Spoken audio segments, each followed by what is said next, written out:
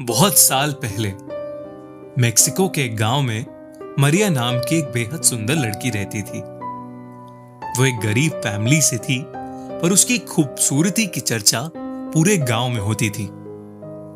एक बार एक बहुत रईस आदमी उस गांव से गुजर रहा था और उसकी निगाह मरिया पर पड़ी।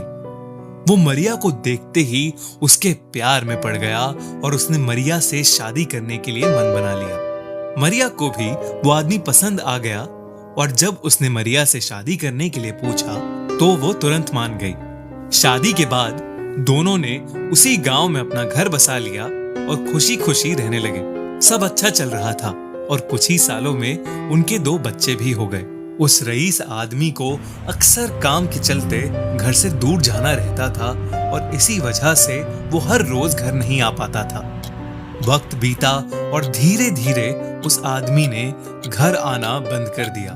काफी दिनों तक जब वो घर नहीं आया तब मरिया ने रो रो के अपनी हालत बहुत खराब कर ली। ऐसा लगता था कि उसके चेहरे पर वो आंसुओं के निशान गड़ गए हों और उसकी सारी खूबसूरती ढल गई हो। कुछ महीनों बाद मरिया को खबर मिली कि उसके पति ने किसी जवान लड़की से दूसरी शादी कर ली। ये खबर सुनकर मरिया ने गुस्से में पागल होकर अपने दोनों बच्चों को नदी के पास ले जाकर जबरदस्ती पानी में डुबा दिया। जब उसे अपने डूबते बच्चों की चीख सुनाई दी तब उसे होश आया कि उसने ये क्या कर दिया, लेकिन तब तक उसके दोनों बच्चे नदी में बह चुके थे। इस बात के गम में मरिया ने भी कुछ दिनों बाद ही उस नदी में कूदकर अपनी जान दे दी।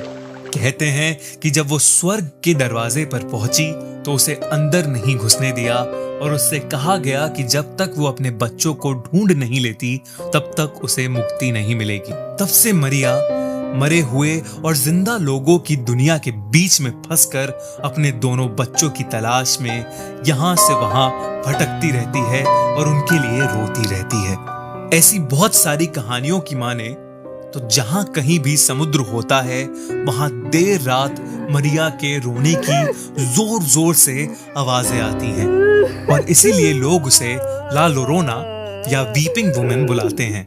लोग कहते हैं कि रात में समुद्र के पास नहीं जाना चाहिए क्योंकि अगर कोई ला लोरोना को देख ले या उसे रोते हुए सुन ले तो उसका बुरा वक्त शुरू हो जाता है। इतना ही नहीं, उस इंसान की डरावनी मौत भी हो सकती है। और तो और अगर कोई बच्चा भूल के भी उसका रोना सुन ले तो वो उसे अपना बच्चा समझ के अपने साथ ले जाती है। वो पहले उससे माफी मांगती है, पर जब उसे पता चलता है कि वो उसका बच्चा नहीं है तो वो उसे समुद्र में डुबोकर मार देती है। एक ऐसा ही किस्सा मेक्सिको में रह रहे पेड्रो के साथ हुआ। एक बार वो और उसका छोटा भाई देर रात तक फुटबॉल खेल रहे थे और उनकी बॉल घर के पास वाली नदी में चली गई। वो दोनों बॉल लेने के लिए नदी के पास गए, तभी अचानक उन्हें किसी औरत के रोने की आवाज आने लगी। पेड्रो थोड़ा डर गया और वहीं रुक गया, पर उसका छोटा भाई उस बॉल को लाने नदी में चला गया।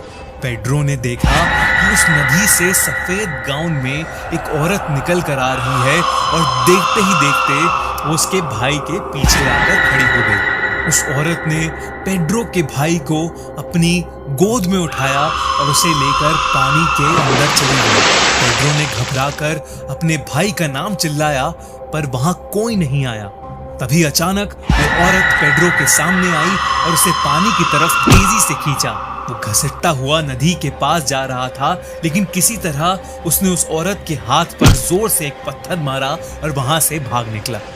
उसने घर आकर पूरी बात अपने फादर को बताई तो वो बहुत घबरा गए। सारी रात पेड्रो के छोटे भाई को ढूंढा गया, पर वो कहीं नहीं मिला। लोग कहने लगे कि ला लोरोना उसे ले गई।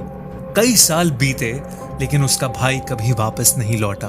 पेड्रो और उसकी फैमिली उस जगह से बहुत दूर चले गए, पर उस रात के बाद पेड्रो कभी किसी नदी के पास नहीं जा पाया।